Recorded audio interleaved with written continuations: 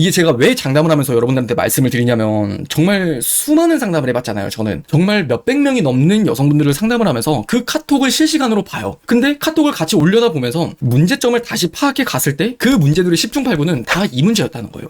마음이 식은 남자의 마음을 돌이킬 수 있는 방법 분명히 있거든요. 근데 저는 장담하는데 10중 8구의 여성들이 마음이 식은 남자의 마음을 돌이킬 수 있다고 생각하지 않아요. 단 5%의 여성만이 본인이 좋아하는 남자의 식은 마음을 되돌릴 수가 있거든요. 지금은 그 루틴에 대해서 좀 더 디테일하게 말씀을 드릴게요. 만약에 여러분들이 이 방식을 제대로 이해를 하고 이 생각을 뻗쳐서 그 남자를 바꾼다? 그러면은 그 남자의 마음은 분명 돌이킬 수 있다라고 제가 장담을 할게요. 일단 이걸 여러분들이 알려면은 10중 8구의 여자들이 왜 남자의 마음을 돌이킬 수 없는지에 대해서 좀 생각을 해볼 필요가 있어요. 그 이유가 뭐냐면은 내가 변하려고 하는 게 아니라 남자를 바꾸려고 하기 때문이에요. 남자가 마음이 식었는데 그 마음을 돌이킬 수 있냐라고 묻는 전제 자체가 그 남자를 바꿀 생각을 하는 거잖아요. 그런데 역설적이게도 그 남자의 마음을 돌이키려고 그 남자를 바꾸는 게 그 남자의 마음을 돌이킬 수 없다라는 말씀을 해드리는 거예요. 그 남자의 마음을 돌이키는 게 아니라 나를 바꾸면은 그 남자의 마음을 변화시킬 수가 있다는 거예요. 딱 먼저 결론부터 이야기를 하면은 어떤 남자랑 여러분이 썸을 탔어. 그래서 우리가 한 3-4번에서 4-5번 정도를 만났어요. 근데 첫 번째에서 두 번째, 세 번째 만났을 때는 분명 이 사람이 나한테 관심도 있었고 나에 대해서 질문도 많았고 나에게 카톡도 잘했고 연락도 잘해줬어요. 근데 한 3번을 만나면서부터 남자가 조금 쎄한 느낌이 들면서 변해가기 시작하는 거야. 그러면은 대부분 남자의 마음이 변하게 된 그 이유는 나에 대한 애정이 식었다라는 거예요. 그 애정이 식은 이유가 뭐야?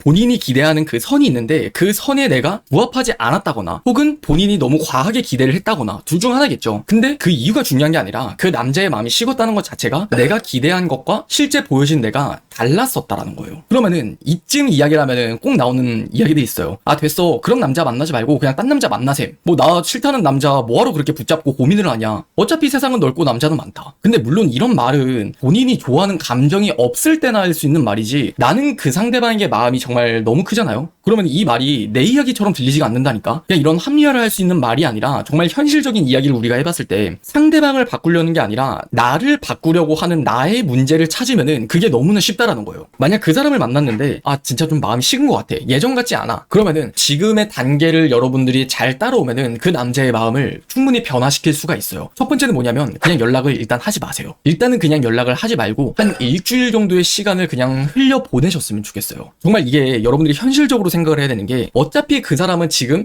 나에 대해서 마음이 지금 떨어진 상황이잖아요. 그러면은 그 상대방 입장에서만 생각을 하면 나에 대한 마음이 지금 변한 상태로 내가 어떤 것을 하든 간에 그 사람의 입장에서는 그게 좋게 보이지가 않는다라는 거예요. 그래서 시간이 조금 흐려지게 되면은 나의 감정이 좀 더 크게 부풀어 오를 가능성이 훨씬 높단 말이에요. 그렇게 일주일 정도의 시간을 흘려 보냈을 때 그냥 자연스럽게 이야기를 하는 거예요. 투사 바뀌었네? 뭐해? 아무렇지 않게 그냥 카톡을 보내는 거예요. 그러면 두 번째, 분명 그 사람이 이렇게 대답을 해요.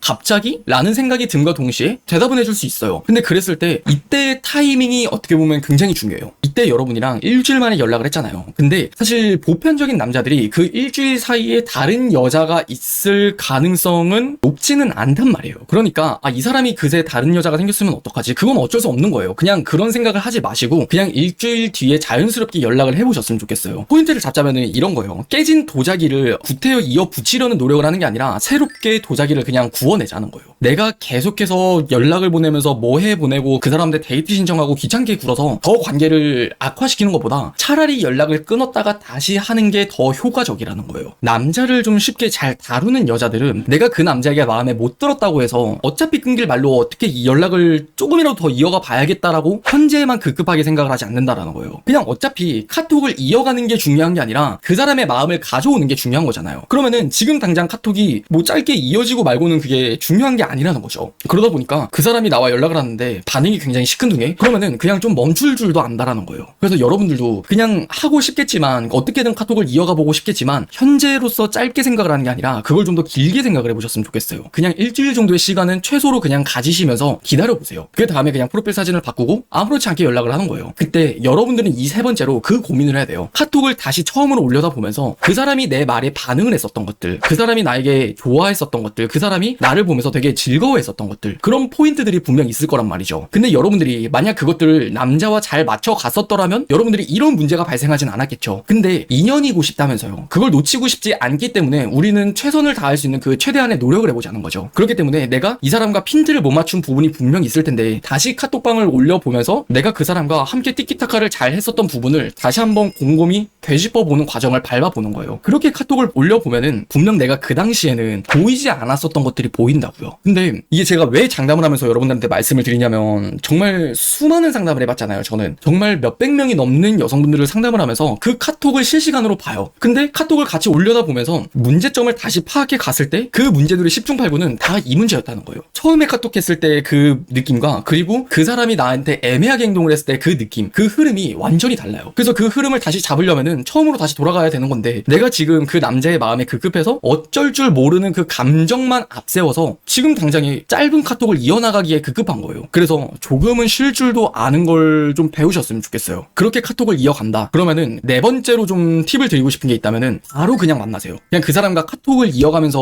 어떻게 연락을 계속 하지 말고 그냥 최대한 빠르게 데이트를 잡고 만나서 이야기를 해보라는 거예요. 그랬을 때는 뭐 다시 여러분들은 그 남자에게 매력적인 모습으로 다가갈 거고, 그렇게 저는 여러분들이 되도 않는 걸 붙잡는 게 아니라 되는 걸 붙잡는 여러분이 되셨으면 좋겠습니다.